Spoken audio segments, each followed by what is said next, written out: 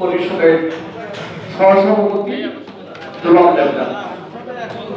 আমি মুরাদনগর উপজেলা মাটি ও মানুষের নেতা এবং ৫ বারের নির্বাচিত এমপি সাবেক ধর্ম প্রতিমন্ত্রী আলহাজি কাজী সাহেব কাইকুবার সাহেব মুরাদনগর উপজেলায় হিন্দু সম্প্রদায় বিগত ২৫ বছর উনার শাসনামলে আমরা শান্তিপূর্ণভাবে সহবাস করে এসেছি।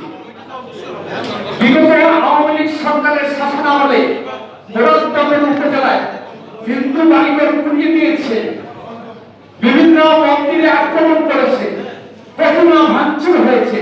কিন্তু ৫ই আগস্টের পর থেকে ছাত্র জনতার গণউৎসে আওয়ামী সরকার দেশ থেকে পালিয়ে যাওয়ার পর আমাদের সাহেবের নির্দেশে মুরাদনগর উপজেলায় এই বিগত ৮ মাসে আমাদের ১৫০টি দুর্গা পূজা হয়েছে। তার পাশাপাশি ৮৬টি উৎসব হয়েছে। এই গতদিনও আমাদের ধর্মীয় প্রোগ্রাম হয়েছে।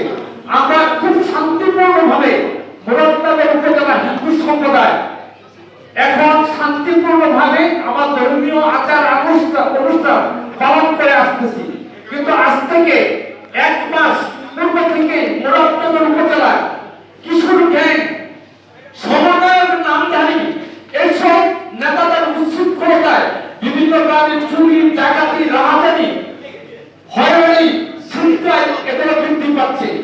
আমি মুরাদনগর উপজেলা হিন্দু সম্প্রদায়ের পক্ষ থেকে আলহাজি কাজী কাইকুবার সাহেবকে আমাদের হিন্দু সম্প্রদায়ের পক্ষ থেকে আমরা ওনাকে ধন্যবাদ জানাচ্ছি এবং উনি আমাদের প্রাণের নেতা এবং মুরাদনগর উপজেলায় উনি ওনার বিরুদ্ধে যেই নির্বাচন করে তার চালানোর মতো হয়ে যাবে। আমি সত্যি এবং সত্য এই কথা বলতে চাই।